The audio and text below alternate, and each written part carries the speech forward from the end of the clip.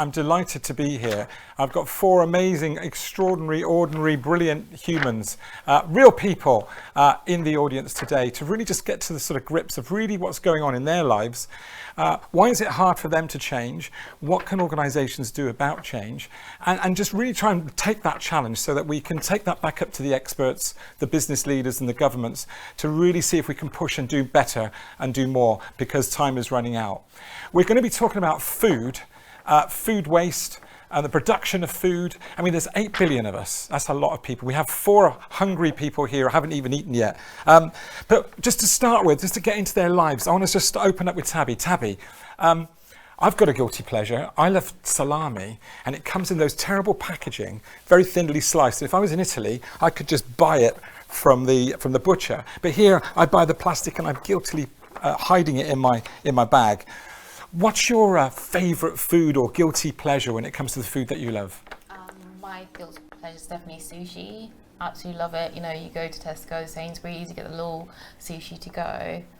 And why do you love sushi so much? What's so good about it? Because it's everything in one bite. You got fish, you got rice, you got a bit of veg in it. So it's everything you need just in one bite. Convenient. Yeah. And it's really healthy. And you know what it comes in, don't you? When you think about the apparatus around a sushi, have you any idea whether this is good for planet or bad for planet? I think before no, but now I know, because it comes with so many different little components when you buy it from the shop. So like the ginger's in a little wrapped in soy plastic.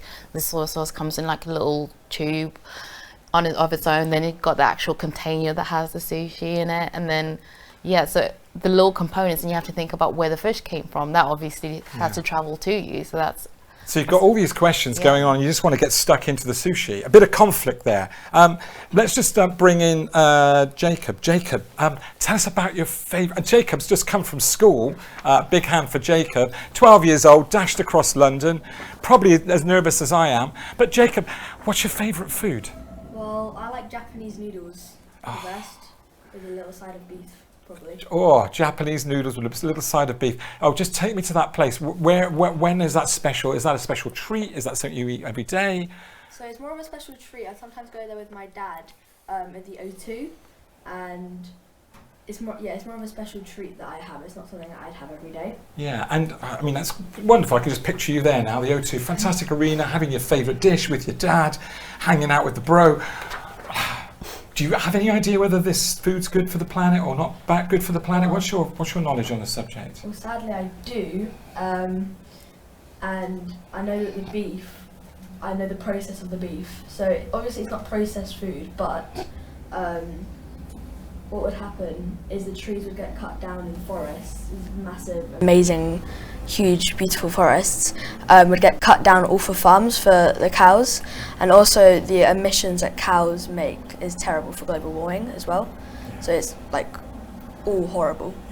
And so Jacob knows this, and he's still doing it, which is why we're all conflicted. Thank you for being so open and honest about that. Let's go to Tanya. Tanya, tell us about your guilty pleasure, your favourite food. I would say my guilty pleasure is something so easy and simple. It's crisps. Crisps? Yes, I love crisps. It comes in all different flavours, all different sizes. It's something I eat every day. But yeah, the crisp is one of my go-to. And when you're eating your bag of crisps, do you have any idea whether the crisps are good, whether the crisps are bad, whether the plastic's good, whether it's what's going on in your mind as you're about to indulge in your favourite thing, your moment? You deserved it. Yeah, absolutely. I think as a consumer of crisps, I was blindly thinking that it's just aluminium foil, but it's actually metallic plastic. And I think obviously that's bad as we know it. Plastic is something that is not biodegradable. It's something that obviously doesn't, it's just going to be left in our soil just wearing away for millions and millions of years. So it's definitely bad for the planet. And it's difficult because that's literally all the packaging that we have in terms of when we buy our crisps. So yeah, it's challenging. So much knowledge that you've got already you can feel the subconscious, the conscious. You've got a pretty good idea that something's not quite right here, and yet you don't have an alternative yet. Let's come back to that. Vanessa, welcome. Vanessa, tell us about your guilty pleasure, your guilty food. What comes to mind? I don't feel that guilty about it. But good. My guilty pleasure is definitely anything with prawns in it. Anything with prawns, I'm all over. I'm already aware of overfishing. I get it, it's not the greatest, but they're just so good. Yeah. And they're available. They are. They're expensive, but they are available. Okay. So we kind of know what's going on, and we kind of want to have our cake or our prawns and eat them. As we think about the business leaders that are out there that are supplying these things for us, are they doing enough to help us make better choices, do you think? Let's just start with you, Tabby. Do you think the people that are delivering that lovely sushi for you, do you think that they've thought about what your conflict is? Or tell me a little bit about your thoughts about what's going through their minds. You've got any idea? I don't think they've thought about my conflict because it's not something I've personally voiced in public or on any forum. It's just a thought I have, and obviously they don't really care about the consumer unless the consumer protests. And if there's no protest, there's no pushback, there's no need for them to change. So for them, it's a win-win because it's cheap, it's convenient. For me as well, personally, it is convenient for me and it's cheaper for me probably if you stick to the plastic rather than investing in more expensive materials. Yeah, I mean, and Tanya, the crisps, you know, we all read the backs of cornflakes packs and things like that. Do you read the backs of crisp packets? I mean, no, as a consumer, all I look is the flavour. I don't think businesses really put in enough effort to actually make awareness in terms of, okay, what is the materials that we actually use? Is this biodegradable? If businesses did that, I think a lot of people would actually put into thought in terms of, oh, actually, you know, I'm playing a role in terms of, you know, climate change, I'm saving the planet. But initially as a consumer, we just recycle, that's it. But businesses don't really put enough effort in terms of making it clear in the packaging, what is it that they're actually using, what is the materials. A lot of people think it's aluminium foil, but it's not. It's actually plastic. And you've demonstrated quite a good knowledge already of that, and we're not expecting you to, and yet you're not getting much back from the manufacturer. Yeah. Jacob, beef, you know it's an issue. Talk about plant-based. Is that like a thing? Is that not cool? Why is plant-based not sort of kind of crept into the noodles? When I walk into my noodle places, I see the sign for all the menus.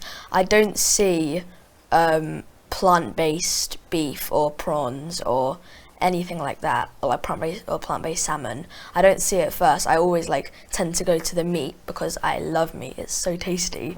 But I've never really tried plant-based, and when I have, I've been like, huh, this tastes different.